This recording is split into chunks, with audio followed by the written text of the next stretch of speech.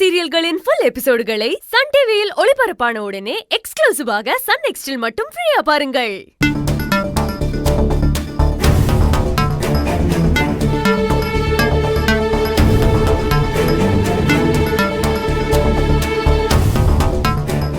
அனி சரி, அப்படியே செய்யலாம்.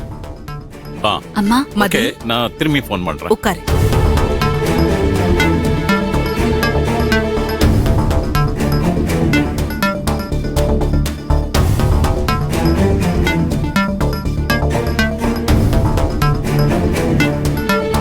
அம்மா என்னாச்சுமா? ஏதாவது பிரச்சனையா? ஏன் பிரச்சனைன்னா தான் உன்னை பார்க்கணுமா? சும்மா உன்னை பார்க்கணும்னு தோணுச்சு. ருத்ரா கிட்ட பேசிக்கிட்டு இருந்தப்போ நான் சொன்னேன், உடனே போய் கூட்டிட்டு வரேன்னு சொல்லி உன்னை கூட்டிட்டு வந்துட்டா.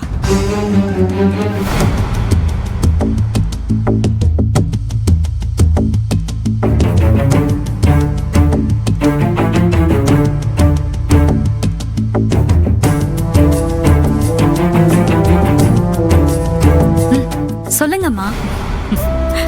அட, என்ன அவசரம்?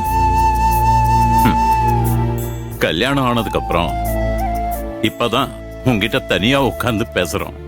ஒரு 2 நிமிஷம் எதுவுமே பேசாம கூட உட்கார்ந்து இருக்கலாமே, தப்பில்லையே. இன்ஃபேக்ட் அது எவ்வளவு பெரிய கம்யூனிகேஷன் தெரியுமாமா?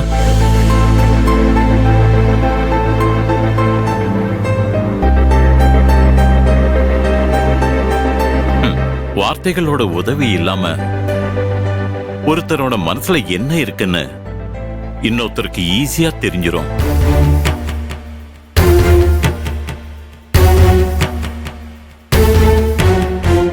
ரொம்ப நேரம் பேச வேண்டிய விஷயங்களை கொஞ்ச நேரத்துல பேசி முடிச்சிட்டு அடுத்த வேலையை பார்க்க போயிடலாம். எஸ், நான் பேசி முடிச்சிட்டேன்.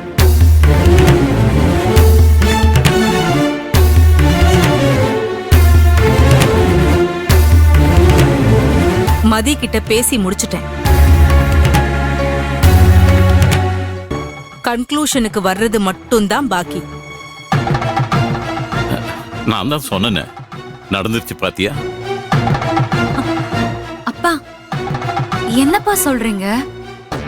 எனக்கு அம்மா சொல்றதும் புரியல, நீங்க சொல்றதும் புரியல.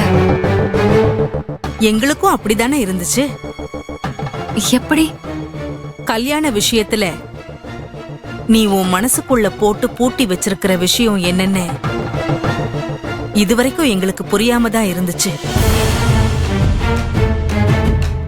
ஆனா இப்ப கொஞ்சம் புரிஞ்ச மாதிரி இருக்கு. அத கண்டுபிடிக்கிறது எனக்கு பெரிய விஷயமே இல்லை.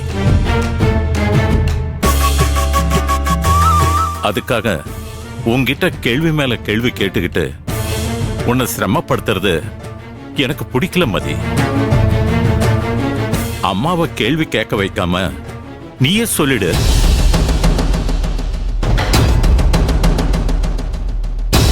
ஏண்டா, ஏன் இந்த கல்யாணம் உனக்கு பிடிக்காம போச்சு?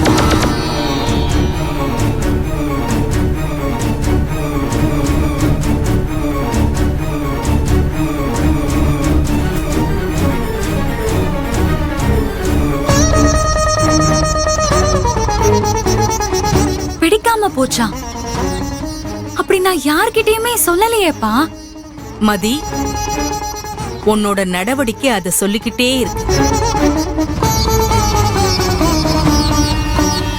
சொல்லு, என்னதான் நான் அவங்களுக்கு வாக்கு கொடுத்திருந்தாலும் இந்த கல்யாணத்துக்கு உன்கிட்ட சம்மதம் கேட்டுதானே நான் நடத்தி வச்சேன்.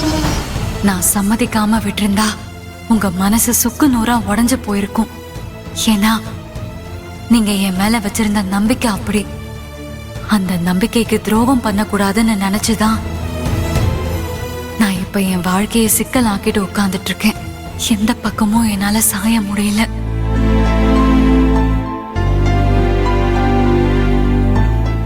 சம்மதிச்சு கல்யாணம் பண்ணிக்கிட்டு சந்தோஷமா வாழாம ஏன் வெறுப்ப கொட்டிக்கிட்டு இருக்க? யாரு மேல கோவம் உனக்கு?